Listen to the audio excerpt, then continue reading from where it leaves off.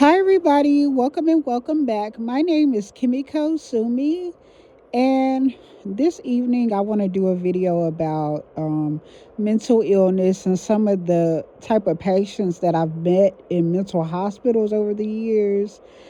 Um, and just observe.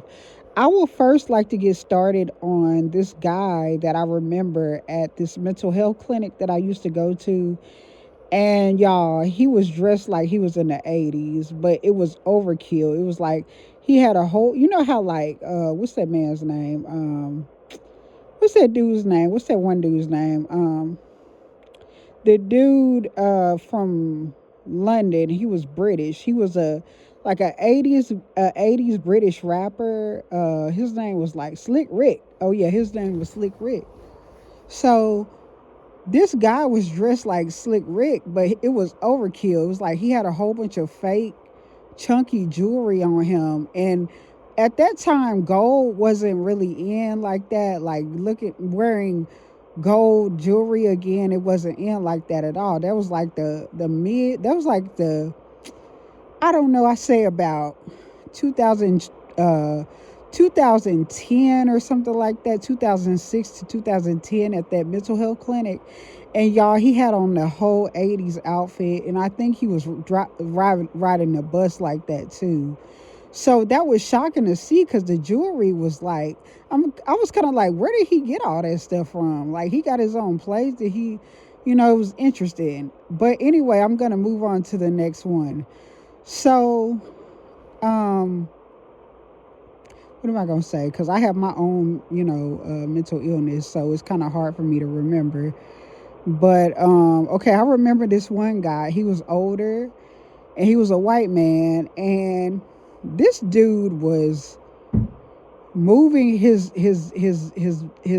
private parts, like his anus across the floor, and he was stinking up the whole mental health hospital, y'all. It was sad. Luckily for me, that was like the last day I was there, so I didn't have to smell the stench too long.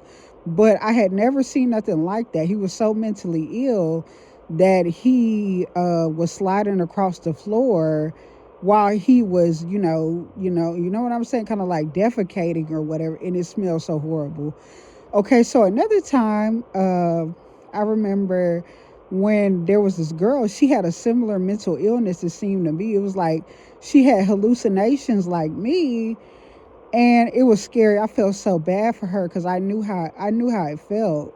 I really tried to help her because I could feel like, because when I used to have hallucinations, I used to get detached. Like I was there, but like the movements and my thoughts wasn't aligning with each other. Okay, and it was scary. It was scary. I realized that I wasn't in the right frame of mind, but it was like my body, I couldn't control my mobility, like my movements, even though I could walk, but it was scary. So I saw that girl, she was younger than me, and this girl was so detached. It seemed like she was so detached from her body that she couldn't rest. And I got that way too at times too. Like she couldn't rest, and she was trying to place things to go along with her thoughts in her body, because it's like a detached feeling, okay? So they had to bring her food to her bed, and we could both eat in our room. We could all eat in our rooms in that particular hospital. But she had to get me to open up like a ketchup package for her, I think. But I was more than happy because I understood it, because I knew that she was probably scared, but she couldn't voice it because that's the way that I felt when I used to have hallucinations. Like it was terrifying. It would be like, will I ever be normal again in my mind? Like, is this the last time that and I didn't want that. I mean, who wants that? So I tried to help her open up her ketchup package, and she didn't really eat her food. She couldn't even really eat her food even if she wanted to, because her body was detached. Okay, that's the best way I could explain it. Then they said that she was in the shower and she had her glasses on. She was trying to shower, and she was down on the floor in the shower because she couldn't place how to shower with her mental, like her body and her brain was kind of separate. Because that's the best way I could explain it. Because I knew we had a similar hallucination story, and I had never seen that before. I've researched it for so many years, but I had never really heard somebody give any type of like story that was similar. But I did read somebody one time. One time, this person said glasses, and then I started taking this medication called Latuda, and that has helped me for the past almost 3 years, almost, y'all. It'll be 3 years in August since I had really true hallucination spells, because they would get so bad. Like, they got so bad at the end. Because there's a video, my first video on this channel, you can see how I acted when I had my hallucinations. And I will probably link it. I'm going to link it just in case you want to see how I acted then. But it's a very scary, uncomfortable feeling. It's like it's painful, but you're not really actually feeling pain. It's like somebody's controlling you like a puppeteer. So that girl was in the shower and she had her glasses on, from what I know. And the water, she was just in the water, probably with her eyes open, and the water was just, you know, falling on her while she was in the shower. And I think she even may have even had her clothes on, but I'm not sure because I didn't see her. I just heard about what she did. But my heart was like broken for her. And I don't know if she stayed that way, but it used to scare me. I mean, it not used to, but it scared me to think. And kind of, it did after I saw her. It kind of scared me because her mother was trying to put her out the house and different things like that. And I never once seen her change up. So that used to scare me a lot, because I used to be afraid, like, what if I never regain my mobility and senses? What if in my mind, while I would have hallucinations, I would be like, what if my thoughts, what if I can't control this all the time? What if, I don't want to be stuck that way. I don't want to be stuck this way back in the day.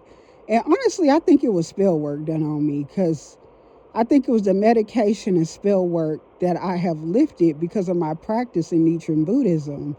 And I will link a video to that, me chanting Daimoku and different things from Nichiren Buddhism, if I could help somebody somehow that might be thinking that they're going through that, because that was bringing me so much depression. And I'm not saying that I don't have depression now, because I do, but it's been a sigh of relief. It's been a huge weight off my shoulder for the past almost 3 years in August.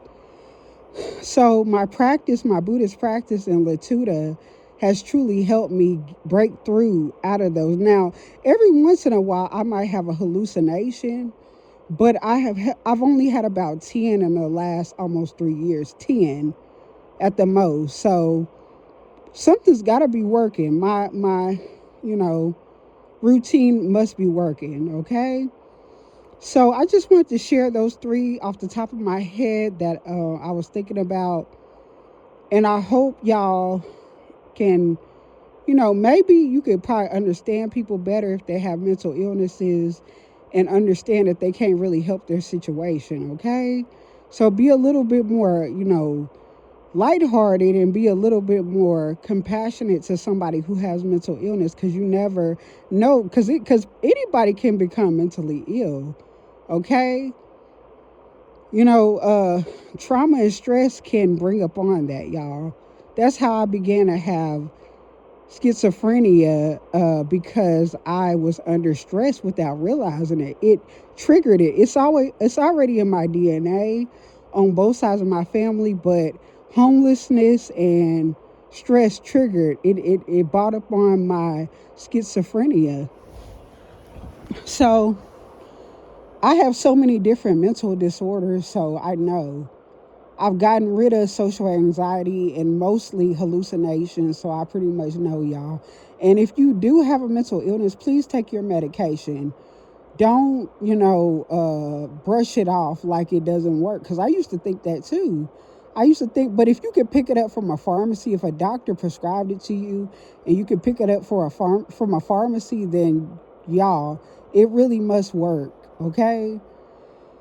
It really does work. You got to think about it in the aspect of, if you take other medications from your doctor, they will work. Like, let's say if you have a toothache or something like that, you get prescription medication to get rid of that. You get rid of that pain or whatever. It works. You have to follow it strict. You probably have to take the medication for like a week, and then the infection will die. It will clear up. So it's the same thing. That's the only thing I could think of relating it to taking mental medication, but mental medication works just as well. Don't underestimate mental medication because it can really help ease your mind a lot more. Don't underestimate it, okay? So that's just my, little video talking and discussing about mental illness. And don't be ashamed of getting help. Don't. And even if you need to go to therapy, do that too. I'm against that, but medication I don't mind taking. And I also take ashwagandha too. Has helped me. And guess what? Another thing too is fish oil supplements. That will help your brain out too, especially if you're a schizophrenic. So look into that if you're interested. And if you like this video, please hit like, comment, subscribe, share my video, hit the notification bell if you like. And I will see y'all in another video, my lotus flowers. And I hope y'all have an amazing rest of the day, amazing evening, or wherever you're at in this world. And I will see y'all in another one. Peace. I'm out. Bye bye.